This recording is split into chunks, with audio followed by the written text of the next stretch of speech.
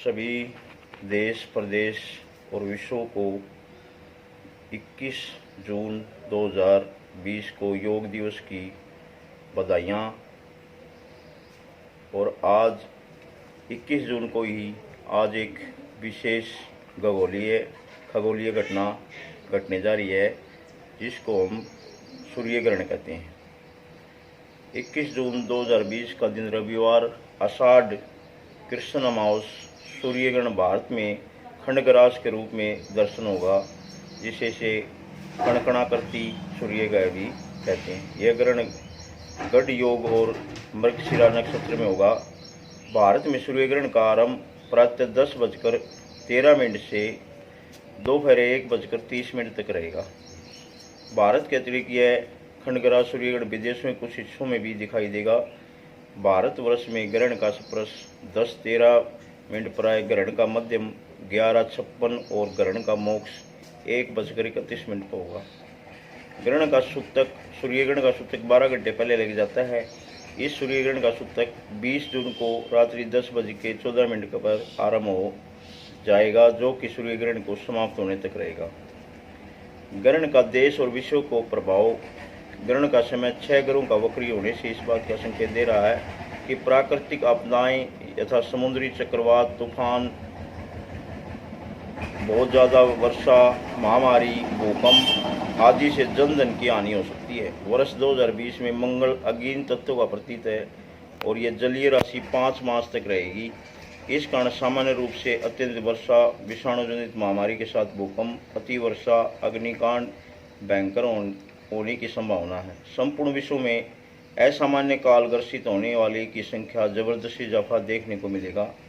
ग्रहण काल में शनि और गुरु का मकर राशि में वक्री होने से पड़ोसी देशों में राजनीतिक उठापटक, भारत में चिंता बनी रहेगी। आतंकवाद और एक दूसरे देश से युद्ध भी होने की संभावना बन सकती है। शनि, मंगल और गुरु, इन तीनों ग्रहों के प्रभाव से देशों में आर्थिक मंदी का असर बना रहेगा। चीन में सामरिक गतिविधि और जल, थल और आकाश में बढ़ने से पड़ोसी देशों में मध्य चिंता कारण बढ़ेंगे। ग्रहण में क्या करें और क्या ना करें। ग्रहण के सूतक से पूर्व गंगा जल पिए। सूर्य ग्रहण से 4 पहर 12 घंटे पूर्व, चंद्र ग्रहण से 3 पहर 9 घंटे पूर्व भोजन नहीं करना चाहिए। बूढ़े, बालक, रोगी, गर्भवती महिलाएं 1.5 पहर 4.5 घंटे पूर्व तक खा सकती हैं। ग्रहण के कुप्रभाव से खाने पीने की वस्तुएं दूषित न हो, इसलिए सभी खाद्य पदार्थों एवं पीने के जल में तुलसी के पत्ते या कुसा, जिसको हम डाब के पत्ते भी कहते हैं, वह डाल लें। भगवान वेदव्यास जी के परम हितकारी वचन कहे, सामान्य दिन से चंद्रग्रहण में किए गए पुण्य कर्म, ध्यान, जप, दान आदि 1 लाख गुना और सूर्यग्रहण में 10 लाख गुना फलदायी होते हैं। यदि गंगा जल पास में हो तो चंद्रग्रहण में 1 करोड़ गुना और सूर्यग्रहण में 10 करोड़ गुना फलदायी होता है। ग्रहण के समय गुरु मंत्र, इष्ट मंत्र, भगवान जप अवश्य करें, जिसको भी अपने कुल देवता मानते हैं।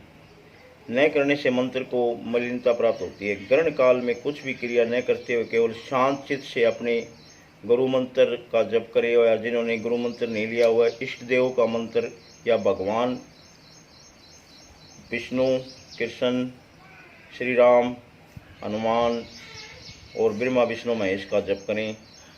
सूर्य भगवान का मंत्र ओम गणेश सूर्याय नमः का जप करें।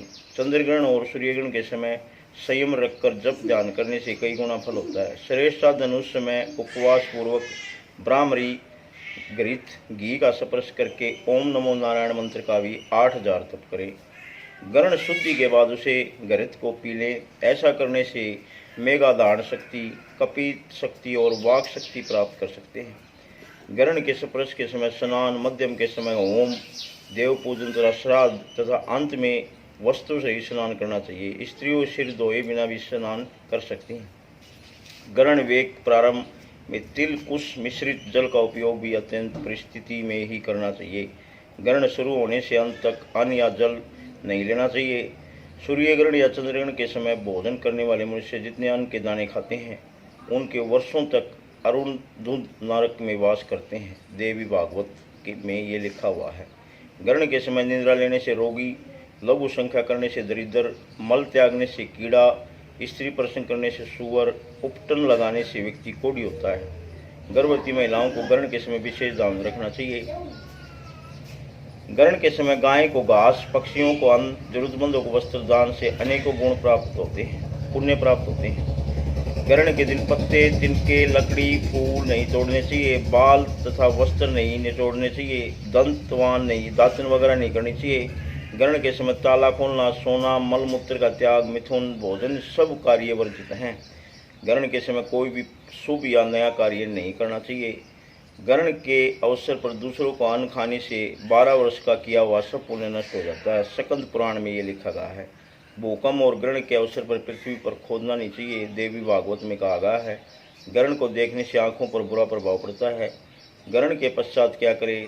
ग्रहण काल में स्पर्श किए हुए वस्त्र आदि की शुद्धि हेतु बाद में से धो देना चाहिए तथा स्वयं भी पहने वस्त्रों को स्नान करना चाहिए या किसी गरीब को दान कर देने चाहिए। आसन, गौमुखी और मंदिर में बिछा हुआ कपड़ा भी धो दे और दूषित की ओर शुद्धिकरण हेतु गोमंत्र गंगा जल छिड़कर पूरे घर में उसे शुद्ध किया जा सकता है। ग्रहण के स्नान में कोई मंत्र नहीं बोलना चाहिए।